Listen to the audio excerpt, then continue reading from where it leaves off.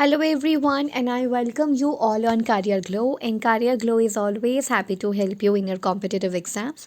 तो आप ये चीज़ बहुत अच्छे से जानते हो कि हम लोग CDP का जो क्वेश्चन है उसका एनालिसिस कर रहे थे। हम पिछली क्लास में 10 क्वेश्चंस कर चुके थे और आज हम और 10 क्वेश्चंस करने वाले हैं जो कि 1 फरवरी 2023 मॉर्निंग शिफ्ट का एग्जामिनेशन है, यानी कि उसका एक पेपर है ये। तो बिना किसी देरी के हम ये शुरू करते हैं और मैंने आपको पहले भी बताया था कि आपको एनालिसिस देखना क्यों ज़रूरी है। आंसर की से मैच करना काफ़ी नहीं होता है, आपको उसका आंसर भी देखना चाहिए कि ऐसा है तो क्यों है, ऐसा है तो क्यों है, ऐसा है तो क्यों नहीं है, बाकी के ऑप्शंस क्यों नहीं होंगे, यही ऑप्शन क्यों होगा। अच्छा, एक चीज़ और है कि मुझे 2 क्वेश्चंस में डाउट लगे तो मैं चाहती हूँ कि आप कमेंट करें अगर आपको भी ऐसा लगता है तो ये आंसर की अभी जो आई थी वो तो नॉर्मल आंसर की है, एक तो फाइनल आंसर की आनी चाहिए वैसे तो, क्योंकि नेट का जो मैंने एग्जामिनेशन दिया था उसमें 2 बार आंसर की आई थी। एक तो प्रोविजनल आंसर की होती है या फिर एक तो टेंटेटिव आंसर कीज होती हैं जिसमें थोड़े बहुत फ्लॉज हो सकते हैं, लेकिन एक होती है फाइनल आंसर की। तो फाइनल आंसर की भी आनी चाहिए ताकि अगर किसी को तब भी डाउट हो तो और कुछ हो सके, या तो फाइनल वैसे तो वैसे ही भी फाइनल ही होती है, लेकिन स्टिल फिर भी आप कुछ तो मतलब वो अपनी जो बोर्ड है वो उसको समझ आना चाहिए कि ये चीज़ गलत है या ये आंसर गलत है वगैरह वगैरह। Anyways without any further ado हम लोग एक तो अपना लेक्चर शुरू करते हैं, पर उससे पहले मैं आपको यही बता दूं कि आपको आगे और भी ज़्यादा एग्जाम्स देने हैं, आपको DSSB का एग्ज़ाम देना है, KVS का एग्ज़ाम देना है, तो उसके लिए आपके बेसिक्स क्लियर होने चाहिए, तो इसलिए क्लियर करते हुए चलो। तो सबसे पहले हम शुरुआत करते हैं क्वेश्चन नंबर 11 से। That is according to contemporary theories. Contemporary का मतलब है जो अभी हाल फिलहाल में थ्योरीज चल रही हैं, तो उनको हम कहते हैं समकालीन सिद्धांत। तो जो अकॉर्डिंग टू कंटेम्प्रेरी थ्योरी, जो अभी हाल फिलहाल की थ्योरीज चल रही हैं, जो समकालीन सिद्धांत चल रहे हैं, what kind of classroom environment facilitate cognition, यानी कि इनमें से कौन सा जो है वो मतलब इसमें से कौन सा क्लासरूम एनवायरनमेंट है जो आपके कॉग्निशन को फैसिलिटेट करेगा, बढ़ाएगा या सुविधा प्रदान करेगा। तो कौन सा कर सकता है, तो यहाँ पे लिखा है प्रिंट रिच एंड रिसोर्सफुल, यही आंसर है। बेसिकली आंसर आपका फर्स्ट ही है, पर ऐसा क्यों है हम देख लेते हैं। तो क्वेश्चन पूछ रहा है कि आज की थ्योरीज के मुताबिक आपको बताना है कि कक्षा का माहौल संज्ञान को कैसे बढ़ा सकता है, कैसे सुसाधित कर सकता है, कैसे सुविधा पहुंचा सकता है। तो देखो, अगर प्रिंट रिच है आपका जो क्लासरूम है, अगर प्रिंट रिच है, यानी कि प्रिंट रिच का मतलब है कि बहुत अच्छी अच्छी बुक्स आपने बच्चों को दी, कलरफुल बुक्स हैं विद डायग्राम्स नहीं तो जो पिक्चर्स होती हैं उस वो हैं, और बहुत ज़्यादा रिसोर्सफुल है मतलब बहुत अच्छी अच्छी इन्फॉर्मेशन मिल जाती है। सिर्फ आपको बुक से ही नहीं, अदर चीज़ों से भी इन्फॉर्मेशन मिल सकती है, आपको टीचर से इन्फॉर्मेशन मिल सकती है, आपको इंटरनेट के थ्रू इन्फॉर्मेशन मिल सकती है, किसी मॉडल से इन्फॉर्मेशन मिल सकती है। अगर ऐसे क्लासरूम में सारे रिसोर्सेज हैं जिससे बच्चा सीख सकता है, समझ सकता है, उसके कॉग्निशन का इस्तेमाल हो सकता है, तो वही जो क्लासरूम है प्रिंट रिच और रिसोर्सफुल, वही आपकी कंटेम्प्रेरी थ्योरीज में एक अच्छा बच्चे का कॉग्निशन का विकास करने वाला इन्वायरमेंट कहा गया है। तो क्लासरूम इन्वायरमेंट कैसा होना चाहिए, प्रिंट रिच होना चाहिए, मुद्रण संपन्न होना चाहिए। मुद्रण संपन्न का मतलब ये है कि मुद्रक संपन्न, यानी कि प्रिंट होना चाहिए, प्रिंटेड बुक्स होनी चाहिए, कलरफुल बुक्स होनी चाहिए, सारे डायग्राम, सारी ड्राइंग, सब कुछ होना चाहिए। संसाधन परिपूर्ण होना चाहिए, रिसोर्सफुल होना चाहिए, बच्चे के पढ़ने के लिए, उनके कॉग्निशन के, उनके संज्ञानात्मक विकास के जितने भी साधन है वो सब कुछ अवेलेबल बच्चे के लिए होने चाहिए। तो उस हिसाब से फर्स्ट पॉइंट तो बिल्कुल ठीक है। लेकिन कंटेम्प्रेरी थ्योरीज कभी भी ये नहीं कहेंगी कि आपका जो बच्चे का इन्वायरमेंट हो जिससे उसका दिमाग या संज्ञान का विकास हो वो सेकेंड वाला हो, ये तो बिल्कुल नहीं होना चाहिए। That is fearful and threatening. अगर बच्चे को ऐसा इन्वायरमेंट दिया जाएगा जिसमें भय होगा, फियरफुल होगा, भय से युक्त होगा। अच्छा देखो, ये भय युक्त की बात हो रही है, ठीक है, भय मुक्त की बात नहीं हो रही है। भय मुक्त का मतलब है कि फियरलेस इन्वायरमेंट, फियरलेस आपको देना चाहिए, बट ये फियरफुल की बात हो रही है, दैट इज भय युक्त है। बहुत ज़्यादा आप बच्चे को डरा रहे हो कि ये नहीं करोगे तो फेल हो जाओगे, ये नहीं करोगे तो मैं तुम्हें स्कूल से बाहर निकाल दूंगी, ऐसा नहीं होना चाहिए। ये फियरफुल इन्वायरमेंट है। ये धमकी भरा इन्वायरमेंट अगर आप बच्चे को दोगे तो उसका संज्ञान का विकास कभी भी नहीं हो पाएगा। तो फियरफुल और थ्रेटनिंग इन्वायरमेंट बच्चे का कभी भी नहीं होना चाहिए। तीसरी चीज़ आती है इनएक्सेसिबल एंड एक्सक्लूजनरी। ऐसा भी इन्वायरमेंट नहीं होना चाहिए जिसमें बच्चे का क्या किया जाए, बहिष्कार किया जाए, एक्सक्लूजन किया जाए। देखो, हम हमेशा इंक्लूसिव एजुकेशन की बात करते हैं, दैट इज़ बच्चे को इंक्लूड करना, चाहे वो किसी भी धर्म, जाति और किसी भी स्टेट इन द सेंस के डिफरेंटली एबल्ड हो या कैसा भी हो, आपको बच्चे को इंक्लूड करना है, सेम क्लास में पढ़ाना है। तो अगर बहिष्कारी इन्वायरमेंट होगा क्लास का, या अगम्य होगा, बच्चा वहाँ तक पहुँच ही नहीं पा रहा है, इनएक्सेसिबल है, तो वो भी इन्वायरमेंट आपके कॉग्निशन को बढ़ाएगा नहीं बल्कि कम करेगा। जब आपको एक्सक्लूड ही कर दिया जाएगा तो आप क्या सीखोगे? कुछ भी नहीं सीखोगे। जब आपके लिए वो जगह, वो क्लासरूम इनएक्सेसिबल है, आप वहाँ तक पहुँच ही नहीं पा रहे हो, तो आप क्या सीखोगे? कुछ भी नहीं सीखोगे। तो इसलिए आपका सेकंड भी नहीं होगा, थर्ड भी नहीं होगा, एंड फोर्थ भी नहीं होगा। फोर्थ कह रहा है didactic and text book centric. जिनको इंग्लिश में ये डिडैक्टिक वर्ड समझ नहीं आया वो हिंदी में पढ़ सकते थे, है ना। उपदेशात्मक पाठ्य पुस्तक केंद्रित। तो इसका मतलब है कि यदि आपका क्लासरूम इन्वायरमेंट केवल और केवल टेक्स्ट बुक सेंट्रिक होगा, कि बस बुक से पढ़ लो बस ख़त्म, अगर आपने बच्चे को कोई हैंड्स ऑन एक्सपीरियंस नहीं दिए, कोई रियल ऑब्जेक्ट्स एक्सपीरियंस नहीं दिए, तो बच्चा कैसे सीखेगा? नहीं सीख पाएगा ना। मतलब सीख तो पाएगा लेकिन उसके लिए बहुत मोनोटोनस या बोरिंग हो जाएगा पाठ्य पुस्तक से सीखना।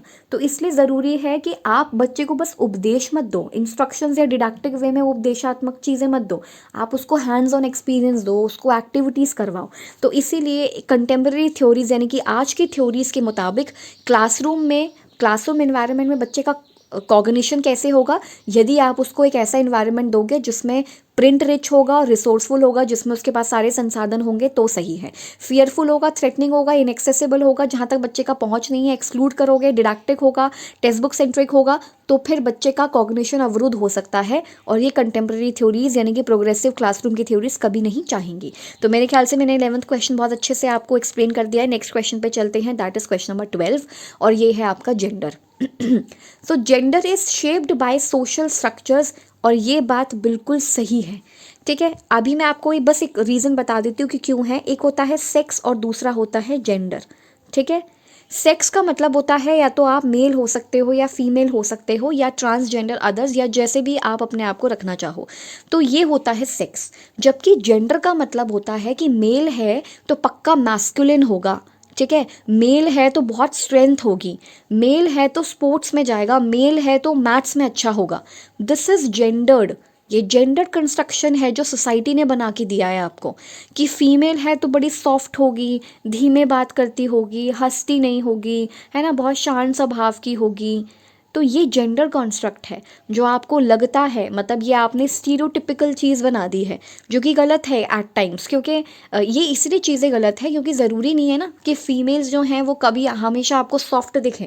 आप दंगल मूवी उठा के देख लो, उसको थप्पड़ मार मार के उसने, वो जो बच्चा था, मतलब वो जो लड़कियां थी, उसने उसको पीटा, तो आप ऐसा कह ही नहीं सकते कि बड़ी वो केयरिंग होती है, वरना वो उसकी भी केयर कर रही होती हैं, चुपचाप उससे दब के रहती नहीं है ना ऐसा। तो ये जेंडर्ड है, दैट इज़ कि जेंडर्ड यानी कि हमारे समाज ने बना के दिया और हमने अपने दिमाग में ठूस लिया है। ठीक है, उसी को हम मानते चले आते हैं। ठीक है, गर्ल्स जो हैं, ऐसा कहा जाता है कि फ़ीमेल जो हैं वो अच्छी ड्राइवर्स नहीं होती हैं, वो अच्छा ड्राइविंग नहीं करती हैं। अगर आप किसी लड़की को यही बता करके समझा रहे हो तो आधा तो उसका जो कॉन्फिडेंस होता है वो वैसे ही गिर जाएगा। तो ये चीज़ें बतानी नहीं है ना, क्योंकि ये चीज़ है ही नहीं, है ना। तो जैसे मैं आपको एक स्टोरी सुनाती हूँ। ये 1914 टू 1918 ये आपका फर्स्ट वर्ल्ड वॉर का टाइम पीरियड था। मैं आपको बता देती हूँ कि मैं ह्यूमैनिटीज़ की भी टीचर हूँ, मतलब ट्यूटर हूँ, तो इसलिए ह्यूमैनिटीज़ मेरा सब्जेक्ट बहुत अच्छा है, मुझे अच्छा भी लगता है एसएसटी पढ़ाना बच्चों को। तो 1914 टू 1918 में क्या हुआ था, फर्स्ट वर्ल्ड वॉर हुआ था, जिसमें सारे जो मर्द थे या सारे जो आदमी या मेल हम जिनको कह लें, वो सारे के सारे फर्स्ट वर्ल्ड वॉर में चले गए थे। क्योंकि आपको पता होगा हमारी ये ड्यूटी भी बनती है, एज अ सिटीज़न हमारी ड्यूटी बनती है कि हमारे देश को जब भी हमारी ज़रूरत पड़े तो हम डिफेंड करने सबसे पहले जाएंगे। ये हमारा फंडामेंटल ड्यूटी है, हमारा कर्तव्य है, ये मौलिक कर्तव्य। तो वैसे ही सिमिलरली जो 1914 और 1918 के टाइम पे हर जो कंट्रीज़ था, वहाँ से सारे जितने भी आदमी थे वो सारे के सारे जा रहे थे कि जो हम लड़ेंगे, हम अपने देश को बचाएंगे। ठीक है, तो उनकी एब्सेंस में विमेंस को आगे आना पड़ा काम करने के लिए।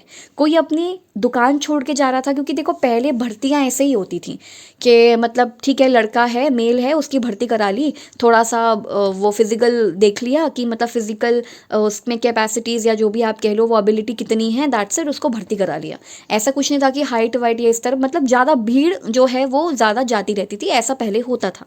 तो 1914-1918 में विमेंस को ऐसे काम भी करने पड़े जो कि वो पहले नहीं करती थी, या फिर उनसे कहा जाता था कि ये आपके लिए है ही नहीं। तो जब उन्होंने पूरा 4 साल ये काम किया, कि फिर उनको खुद भी अपनी कैपेबिलिटी समझ आई कि हमको तो ये चार दीवारी में रखते थे और हम तो घर का काम और केयरिंग वेयरिंग में रह गए, ये काम भी तो हम कर सकते हैं और बहुत अच्छे कर सकते हैं, हम बहुत ऑर्गेनाइज्ड वे में कर सकते हैं। और ये बात सिर्फ विमेंस को ही नहीं बल्कि उनके आसपास के सभी लोगों को समझ आई कि देखो विमेंस ये काम कर पा रही हैं। दैट इज़ कि तब एक पहला स्टीरियोटाइप ब्रेक हुआ कि विमेन ये काम नहीं कर सकती, ये धारणा गलत थी। समझ रहे हो? तो दैट इज़ मेरा ये बताने का मेन मकसद ये था कि आपको ये समझ आए कि there is a huge difference between gender and sex. Sex तो बायोलॉजिकली डिफाइंड होता है ना। अगर आप सेक्स की बात करोगे, जो डॉक्टर्स कहते हैं कि ये लड़का हुआ है या लड़की हुई है, आपको बधाई हो, वट एवर इट इज़, तो ये दिस इज सेक्स, जो कि आपका बायोलॉजिकल कंस्ट्रक्ट है, जो आपके रिप्रोडक्टिव ऑर्गन्स है पर से। तो शेप्ड बाय, तो जेंडर क्या है, ये पूछ रहा है कि जेंडर क्या है। तो gender shaped by social structure, बिल्कुल समाज हमें बताता है ये चीज़ें। तो सामाजिक संरचना द्वारा निर्मित होता है जेंडर, कि तुम ये हो तुम ऐसा करोगी, तुम ये हो तुम ऐसा करोगे, तुम टॉय से खेलोगे, टॉय कार से खेलोगे, तुम लड़की हो तो तुम जो डॉल्स है और ये है उनसे खेलोगे, किचन सेट से खेलोगे, लड़का है जो तो डॉक्टर सेट से खेलेगा। आजकल बहुत सारे जेंडर न्यूट्रल टॉयज़ आ रहे हैं और मैंने भी अपने दीदी, जो मेरी दीदी हैं, बड़ी वाली दीदी हैं, उनके दो ट्विन्स हैं, तो उनको भी मैंने यही बोला था। और एक्चुअली मेरे बोलने से पहले ही उन्होंने डिसाइड कर लिया था कि हम ऐसे जेंडर्ड टॉयज़ तो बिल्कुल नहीं देने वाले जो स्टीरियोटिपिकल हों। ठीक है, हम उनको देंगे आर्ट सप्लाइज़ यानी कि आर्ट एंड क्राफ्ट की चीज़ें देंगे, या जो जेंडर न्यूट्रल टॉयज़ होते हैं जैसे पजल्स हो गई या ये सारी चीज़ें होंगे, जो ऐसा कुछ नहीं लिखा कि ये लड़का और लड़की का, इसको दोनों खेल सकते हैं। तो ये आपको करना चाहिए अपने एंड पे। ठीक है, तो ये समाज द्वारा बनाया जाता है। नाउ अब सेकंड, थर्ड एंड फोर्थ क्यों नहीं होंगे ये भी समझ लो। टोटली डिटरमाइंड हेरिडिटी फैक्टर्स तो बिल्कुल नहीं, आपके जीन्स कभी भी डिसाइड नहीं करते कि आप ये करने की क्षमता रखते हो, या आप मतलब ऑब्वियसली अगर आपको कोई डिजीज़ है तो आप वो चीज़ नहीं कर पाओगे, बट आपको ये नहीं बता सकते ना कि हेरिडिटी आपकी ये डिसाइड नहीं करती कि तुम लड़की हो तो वेट नहीं उठा सकती, ऐसा नहीं है। तो ये हेरिडिटी फैक्टर्स तो बिल्कुल नहीं है। अच्छा, हेरिडिटी एंड जेनेटिक्स एक हद तक सेम होते हैं। प्री डिटरमाइंड जेनेटिक कैरेक्टरिस्टिक तो वो भी नहीं, आपके जीन्स से डिसाइड नहीं होता जेंडर का कि आप ये कर सकते हो या ये नहीं कर सकते हो, या फिर तुम लड़की हो तो तुम सॉफ्ट बोलोगी, ये करोगी, ये सब साइंस नहीं बताता। ये सब हमारी बनाई हुई बेकार चीज़ें हैं। ये इनेट क्वालिटी भी नहीं है, आपके जन्मजात प्रवृत्ति भी नहीं है, आपके अनुवांशिक लक्षण भी नहीं है, आपके वंशागत कारक भी नहीं है। तो ये इन तीनों में से कुछ नहीं है, इसलिए आंसर फर्स्ट होगा कि जेंडर जो है वो सामाजिक संरचना है। और बोर्ड ने यानी कि आंसर सीटेट का जो आंसर की है उसमें भी यही है, दैट इज़ आपका फर्स्ट, सॉरी, है ना, फर्स्ट आपका बिल्कुल करेक्ट है। और इसमें क्या था, इसमें भी आपका फर्स्ट का करेक्ट है और इसमें भी आपका फर्स्ट करेक्ट है।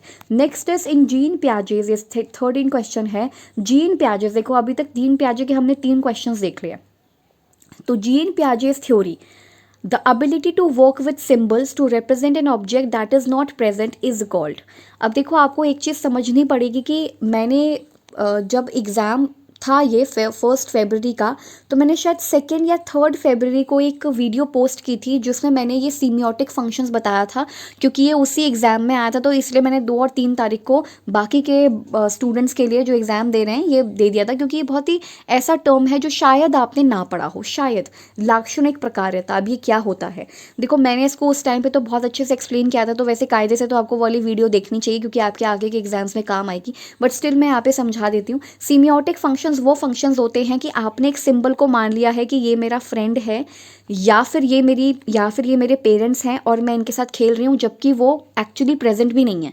ठीक है, मान लीजिए कि मैं एक छोटी बच्ची हूँ और अभी मान लो कि घर पे कोई नहीं है, या बच्चा जो है अकेले है, मान लो बच्चा कमरे में अकेले है, उसके मम्मी पापा जो है काम कर रहे हैं, घर के अंदर ही हैं, बट वो बिजी हैं, वो खेल नहीं सकते, मान लो वो वर्क फ्रॉम होम कर रहे हैं। तो बच्चा जो है क्या करेगा, उसके पास एक स्टफ़ टॉय रखा है, तो उसने सोच लिया कि ये स्टफ़ टॉय जो है वो मेरे पापा हैं, और ये वाला जो स्टफ़ टॉय है मेरी मम्मी है, और ये वाला जो है ये मेरा भाई है। भाई भी मान लो कॉलेज गया है, कहीं गया है, और वो बच्चा छोटा है, चलो कॉलेज तो नहीं बट वो स्कूल गया है मान लो।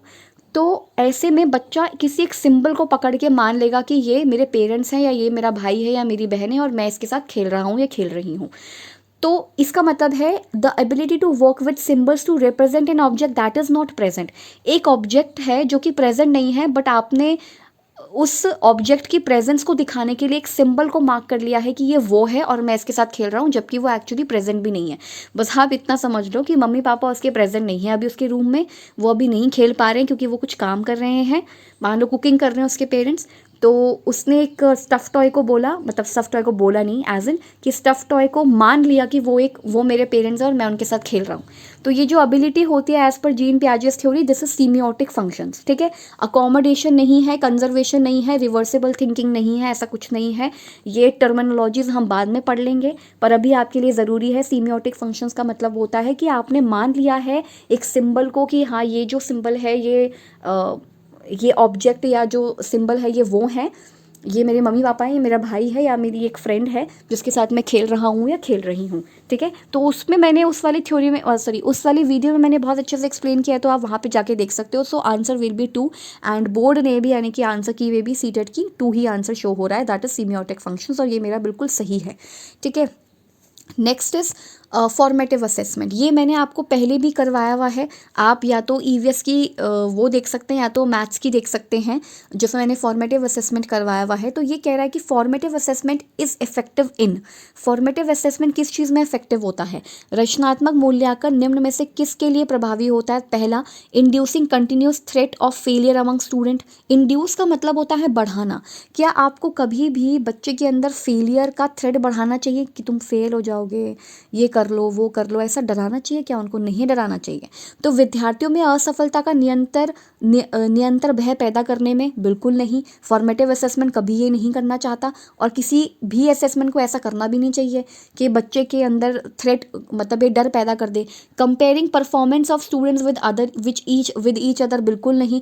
बच्चे के प्रदर्शन को दूसरे से तुलना नहीं करनी चाहिए, वैसे तो नहीं करनी चाहिए पर हम करते हैं कि तुम्हारे से ज़्यादा मार्क्स है, तुम्हारे से कम मार्क्स है, बट करना नहीं चाहिए। तो फॉर्मेटिव असेसमेंट एक्चुअली कभी ऐसा नहीं करता। मैंने आपको बताया था कि जो एफए होते हैं वो ये बताने का काम करते हैं कि बच्चा जो है उसकी लर्निंग किधर नहीं हो रही है, उसे क्या चीज़ समझ नहीं आ रही है और कैसे हम उसे ये चीज़ समझा सकते हैं, वो ये देखने का प्रयास करता है। और अगर बच्चा कोई चीज़ नहीं कर पा रहा है तो उसमें टीचर की भी गलती है और बच्चे की भी, पर पूरे बच्चे की गलती नहीं हो सकती, टीचर की भी है कि टीचर को ये पहले से मेक श्योर करना चाहिए था या पहले से देख लेना चाहिए था कि बच्चा इस चीज़ में गलती कर रहा है। दैट मीन्स टीचर को उसी टाइम ये चीज़ पकड़ लेनी चाहिए थी कि इस चीज़ में गलती कर रहा है, मैं ऐसे अलग तरीके से समझाती हूँ। तो वही चीज़ है कि अगर बच्चा फेल होता है तो पूरा सिस्टम फेल होता है। बच्चा फेल होता है तो उसमें बच्चे की गलती नहीं है, सिस्टम की गलती है, और सिस्टम में पेरेंट्स, टीचर्स, ट्यूटर्स या जो भी हैं वो सब आते हैं कि उसको समझ नहीं पा रहे हैं, उसकी नीड को केटर नहीं कर पा रहे हैं। एनीवेज फॉर्मेटिव असेसमेंट कभी भी थ्रेट बच्चों में इंड्यूस नहीं करता, उनकी परफॉर्मेंसेस को कंपेयर करने की कोशिश नहीं करता। 4th पॉइंट देख लो, लेबलिंग करना बिल्कुल भी नहीं। बच्चे पे लेबल चिपका देना बहुत गलत है कि तुम स्लो लर्नर्स हो, ठीक है, तुम एवरेज हो, ये चिपकाना नहीं होता कुछ भी, ये लेबलिंग करना नहीं होता, कैटेगराइजेशन गलत है। And referral of students to special school, के इनको स्पेशल स्कूल में भेज दो, ये भी गलत बात है।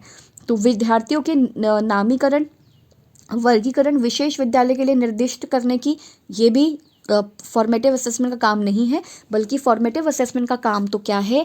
अंडरस्टैंडिंग स्टूडेंट्स प्रोग्रेस, बच्चे की प्रोग्रेस को समझना। दैट इज 3rd आपका बिल्कुल करेक्ट है, बोर्ड ने भी इसी को माना है कि अंडरस्टैंडिंग स्टूडेंट्स प्रोग्रेस, बच्चों की प्रोग्रेस को समझना of learning, so that support can be provided accordingly. यानी कि बच्चे की प्रोग्रेस को समझना सो दैट हम उसे उसके अकॉर्डिंग क्या दे सके, सपोर्ट प्रोवाइड कर सकें, ठीक है, उसको क्या कर सके, विद्यार्थी की अधिगम प्रगति को समझने में, ताकि उन्हें तदानुसार यानी कि उसके अनुसार सहायता प्रदान की जा सके। सिंपल। तो आंसर विल बी 3, 14th का 3rd होगा।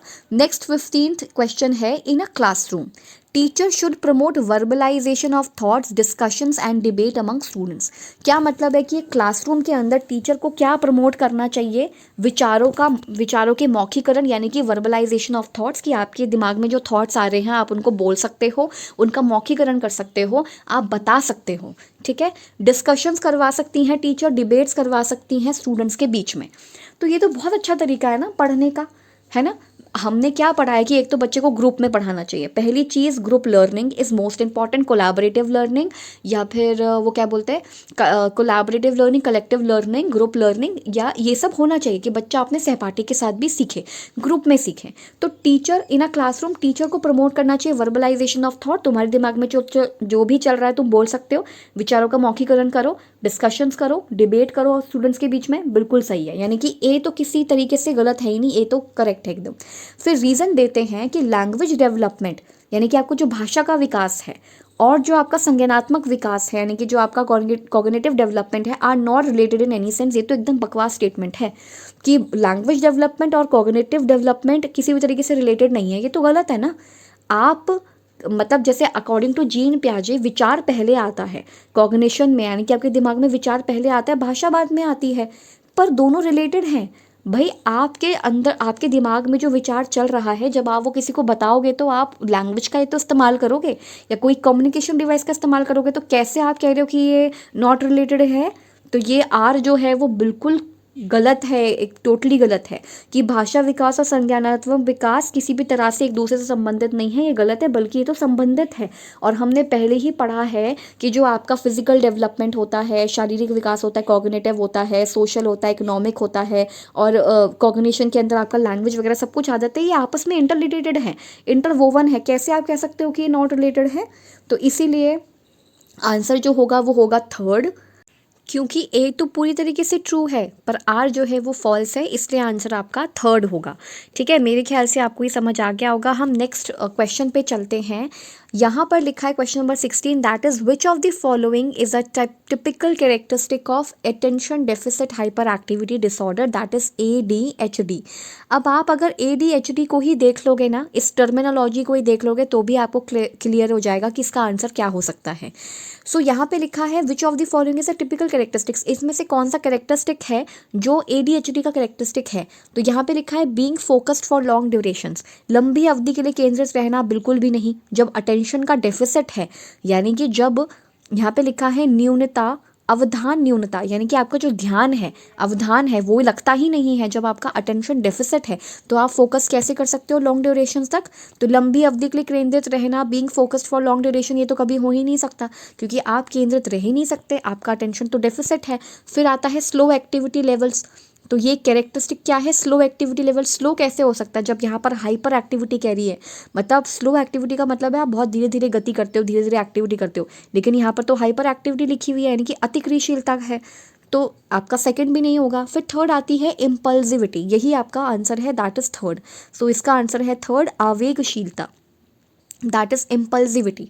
अब इसका मतलब क्या होता है? एक्टिंग और डन विदाउट फोर थॉट, बिना सोचे समझे जब आप कोई काम एकदम अचानक कर देते हो, उसको इम्पल्सिविटी कहते हैं। बोलते हैं ना this person is very impulsive, बहुत इम्पल्सिव है, जो एकदम दिमाग में जो आता है वो कर देता है, या फिर आपके हाथ में जो आया आपने फेंक दिया गुस्से में, तो ये इम्पल्सिविटी है। तो ये होता है ADHD का एक टिपिकल कैरेक्टरिस्टिक। अब यहाँ पर आता है high level of task organisation, बिल्कुल नहीं, यहाँ पे कोई ऑर्गेनाइजेशन नहीं है। जब आप खुद हाइपर एक्टिव हो, जब आपका अटेंशन ही नहीं लगता है, तो आप एक हाई लेवल का टास्क कैसे कर लोगे ऑर्गेनाइज करके? बिल्कुल नहीं कर सकते। इसलिए ये आवेगशीलता है कि आप आवेग में आ जाते हो, इम्पल्सिव हो जाते हो बहुत ज़्यादा। तो ये ADHD का एक वन ऑफ दी कैरेक्टरिस्टिक हो सकता है।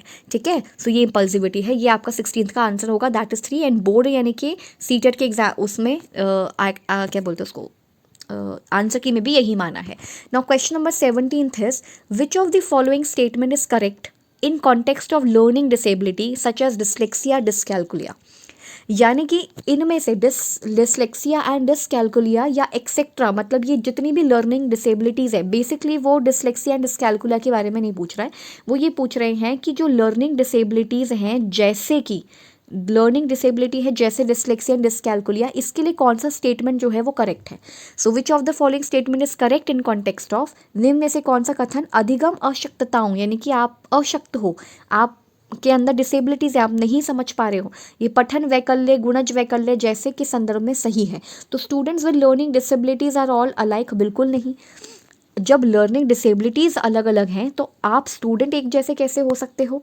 भाई किसी को लर्निंग डिसेबिलिटी है, किसी को डिसलेक्सिया है, पठन विकार है, वो पढ़ नहीं पा रहा है, किसी को डिसकैलकुलिया है, यानी कि किसी बच्चे को कैलकुलेशन यानी कि सिर्फ और सिर्फ मैथ्स में प्रॉब्लम है। आप कैसे कह सकते हो कि दोनों स्टूडेंट्स की जो डिसेबिलिटी है वो एक जैसी है? तो ये तो बिल्कुल नहीं हो सकता। फर्स्ट, अधिगम अशक्तता से जूझते सभी विद्यार्थी एक जैसे होते, बिल्कुल नहीं। जो किसी भी अशक्तता से जूझ रहा है, किसी भी अन्य प्रॉब्लम से जूझ रहा है, उन सबकी प्रॉब्लम्स डिफरेंट है भाई। सेकेंड है स्टैंडर्डाइज टेस्ट, सॉरी यहाँ पे आपको करेक्ट लगेगा बट ये करेक्ट नहीं है, मैं बता देती हूँ। Standardise test are best. Standardise का मतलब है कि एक स्टैंडर्डाइज टेस्ट है, उसके अलावा और कुछ नहीं है, कोई फ्लेक्सिबिलिटी नहीं है, किसी के लिए अलग टेस्ट नहीं है, स्टैंडर्डाइज है, सबको एक जैसा देना है। सो अधिगम आवश्यकता से जूझते विद्यार्थियों के अधिगम आकलन के लिए मानकीकृत परीक्षण सबसे बेहतर है। मानकीकृत का मतलब है स्टैंडर्ड, जो सबके लिए है वो आपके लिए है, लेकिन ज़रूरी नहीं है ना कि जो सबके लिए हो वो आपके ऊपर लागू हो जाए। ये तो बिल्कुल ज़रूरी नहीं है कि मतलब सब जैसे पढ़ रहे हैं आप भी उसी स्टाइल में उसी तरीके से पढ़ते हो, ये तो बिल्कुल गलत है। तो standardise test are best to evaluate learning progress of students with learning disabilities, ये गलत है। सभी बच्चों के लिए, सभी लर्निंग डिसेबिलिटीज़ के लिए अलग अलग प्रकार के टेस्ट होने चाहिए, बजाय एक टेस्ट के। एक टेस्ट नहीं होना चाहिए, स्टैंडर्डाइज टेस्ट नहीं होने चाहिए, ठीक है। Third is teacher centric pedagogies are most effective. देखो टीचर सेंटर जहाँ पर है वो तो वैसे भी गलत है, क्योंकि देखो एट टाइम्स आपको टीचर सेंटर होना पड़ेगा जब आपके पास समय कम हो और वट एवर इट इज़, लेकिन वैसे मोस्ट ऑफ द टाइम आपको टीचर सेंट्रिक नहीं होना है। तो यहाँ पे क्या लिखा है कि teacher centred pedagogies are most effective to facilitate cognitive development of students with learning disability. भाई उस बच्चे को लर्निंग डिसेबिलिटी है, आप टीचर अपने आप से पढ़ा रहा है, बच्चे को लर्निंग डिसेबिलिटी है, बच्चे के स्टाइल से पढ़ो। मतलब बच्चा जैसे पढ़ना चाह रहा है, जिस तरीके से वो पढ़ सकता है, आपको उसकी नीड को समझते हुए पढ़ाना है, तो टीचर सेंट्रिक तो वैसे भी नहीं होगा। तो ना तो फर्स्ट होगा कि सारे लर्निंग डिसेबिलिटी वाले स्टूडेंट एक जैसे होते हैं, बिल्कुल नहीं। जो स्टैंडर्डाइज टेस्ट है वही एक तरीका होना चाहिए बच्चों की लर्निंग को आंकने का, जो भी डिसेबिलिटीज़ हैं जिनको, बिल्कुल भी नहीं, एक जैसा तरीका नहीं होना चाहिए, डिफरेंट तरीके होने चाहिए। टीचर सेंट्रिक पेडागॉजी सबसे ज़्यादा मोस्ट इफेक्टिव होती हैं, बिल्कुल भी नहीं। स्टूडेंट सेंट्रिक भले ही हो पर टीचर सेंट्रिक तो नहीं होंगी। फिर फोर्थ जो है वो करेक्ट है और सीटेट के आंसर की में भी बिल्कुल सही है, यही है answer fourth, that is learning disabilities get influenced by both neurological as well as environmental factors. यानी कि अधिगम अशक्तता जो है, जो लर्निंग डिसेबिलिटीज़ है, वो आपको न्यूरोलॉजिकली भी हो सकती है, तंत्रिका संबंधी हो सकती है, कि आपके न्यूरॉन्स में कुछ प्रॉब्लम है, कि जल्दी से मैसेज नहीं पहुंच पा रहा है, या आप किसी चीज़ को देख के समझ नहीं पा रहे हो, या फिर आप बोलने में दिक्कत कर रहे हो, बोल नहीं पा रहे हो, या आप समझ नहीं पा रहे हो, मैथमेटिकल कैलकुलेशंस नहीं कर पा रहे हो, पढ़ नहीं पा रहे हो, भाषा नहीं सीख पा रहे हो। ये सब न्यूरोलॉजिकल भी हो सकता है और इन्वायरमेंटल भी हो सकता है। इन्वायरमेंटल इस चीज़ के लिए कि जैसे आपके वातावरण, यानी कि आपके पेरेंट्स टीचर्स ने कभी ध्यान ही नहीं दिया आपकी इस चीज़ पे, तो आप वो चीज़ करते गए। जैसे लिस्प आता है, लिस्प, तो लिस्प जो होता है उसमें क्या होता है, इंसान जो होता है ना वो एस नहीं बोल पाता, या शब्दों में जो स है वो प्रोनाउंस नहीं कर पाता या ढंग से बोल नहीं पाता, ठीक है। या फिर जीभ जो है वो उसकी हल्की सी बाहर आ जाती है या हवा आ जाती है, तो ये वो उससे रिलेटेड है लिस्प। तो ये इन्वायरमेंटल फैक्टर्स है, कभी कभी अगर किसी ने आप पे ध्यान नहीं भी दिया तो भी आपकी लर्निंग डिसेबिलिटी हो जाती है, या फिर ये न्यूरोलॉजिकल भी होता है। तो 17th इज फोर्थ, बिल्कुल सही था ये, ठीक है। Next question is question number 18, that is for successful inclusion of student, सभी स्टूडेंट्स को हैविंग, अच्छा इसमें पूछ रहा है कि हियरिंग इम्पेयरमेंट जिनको है। अब देखो आपको इसको ध्यान से समझना पड़ेगा, क्योंकि मैंने यहाँ पे लिखा है डाउट, ये क्वेश्चन गया है मेरे डाउट में, क्योंकि ये मुझे इसका आंसर लगा नहीं जो आंसर की ने दिया है, ठीक है। आंसर की थर्ड मानती है, मैं एक बार चेक कर लेती हूँ, आंसर की जो है, हाँ थर्ड ऑप्शन को मानती है एज पर सीटेड आंसर की, पर करेक्ट ऑप्शन मेरे अकॉर्डिंग सेकंड होगा। क्यों होगा मैं आपको समझाती हूँ। ये कह रहे हैं for successful inclusion of students, अगर आपको स्टूडेंट्स का सक्सेसफुल इंक्लूजन करना है, यानी कि सारे विद्यार्थियों को इंक्लूड करना है, और उनमें से भी वो विद्यार्थियों को जिनको हियरिंग इम्पेयरमेंट है, यानी कि जिनको सुनने में दिक्कत है, विच of the following is not an effective method of teaching, तो इनमें से कौन सा तरीका सही नहीं होगा। देखो विजुअल काइनेस्थेटिक बिल्कुल ठीक है मेरे ख्याल से। विजुअल काइनेस्थेटिक का मतलब होता है कि आप बच्चे को दिखा सकते हो, दृश्य दिखा सकते हो। भाई उसको हियरिंग इम्पेयरमेंट है ना, श्रवण बाधित है, सुन नहीं पा रहा है पर देख तो पा रहा है, तो ये तो होना चाहिए, क्योंकि इसमें पूछा नहीं होगा। तो देखो पहले आप डिसाइड कर लोगे क्या होगा, तो ये तो होगा, ये तो आप कर सकते हो। अच्छा लेक्चर, मेरे अकॉर्डिंग क्वेश्चन नंबर जो इसका क्वेश्चन नंबर 18 है उसका आंसर 2 है मेरे अकॉर्डिंग, बट 3 है सीटेट के अकॉर्डिंग, इसलिए मुझे डाउट लगा। रीज़न मैं बता देती हूँ। लेक्चर क्या होता है, लेक्चर का मतलब होता है आपने कोई एक टॉपिक लिया, उस पर आप बोलना शुरू कर दिए, तो टीचर्स ने बोलना शुरू करा। जिस बच्चे को श्रवण बाधित है, जो बच्चे को हियरिंग इम्पेयरमेंट है, उसको सुनाई ही नहीं दे रहा, आप उसको लेक्चर देके कैसे समझा सकते हो। तो मेरे अकॉर्डिंग ये 2 होना चाहिए। तो बहुत सारे स्टूडेंट्स ने आई थिंक इसको चैलेंज भी किया होगा, तो लेक्चर तो नहीं होना चाहिए, ठीक है। क्योंकि देखो यहाँ पे पूछ रहा है श्रवण बाधित से जूझते विद्यार्थियों के लिए निम्न में से अधिगम का कौन सा तरीका प्रभावशाली नहीं होगा, तो लेक्चर नहीं होगा प्रभावशाली। क्यों नहीं होगा, क्योंकि आप बच्चे को लेक्चर कैसे दे सकते हो जब उसको सुनाई देने में दिक्कत है तो। पर विजुअल काइनेस्थेटिक ठीक है, आप उसको दिखा सकते हो, क्रिया आधारित आप उसको एक्टिविटी करवा सकते हो, और मल्टी सेंसरी मतलब अगर उसका एक सेंस काम नहीं कर रहा है, हियरिंग में प्रॉब्लम है, तो बाकी सेंसेस तो काम कर रही है ना, चाहे देखने की हो, चाहे स्मेल करने की हो, फील करने की, टच करने की हो, ये तो काम कर रही हैं। आप इनसे सिखाओ, तो एक्टिविटीज़ दे सकते हो, और एक्टिविटीज़ जो होती हैं वो हाथों से करने वाली एक्टिविटीज़ भी होती हैं, कुछ कुछ आँखों से करने वाली एक्टिविटीज़ भी होती हैं।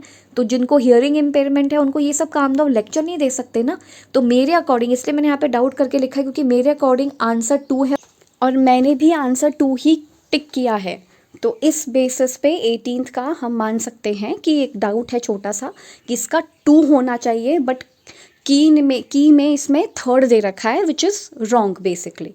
अब 19th क्वेश्चन इज, अब which of the following should be avoided to cater to the needs of students with giftedness. तो हम सभी जानते हैं गिफ्टेडनेस स्टूडेंट्स या गिफ्टेड स्टूडेंट्स वो होते हैं जो काफ़ी प्रतिभाशाली होते हैं, जो जल्दी सीख जाते हैं, वो गिफ्टेड स्टूडेंट्स होते हैं।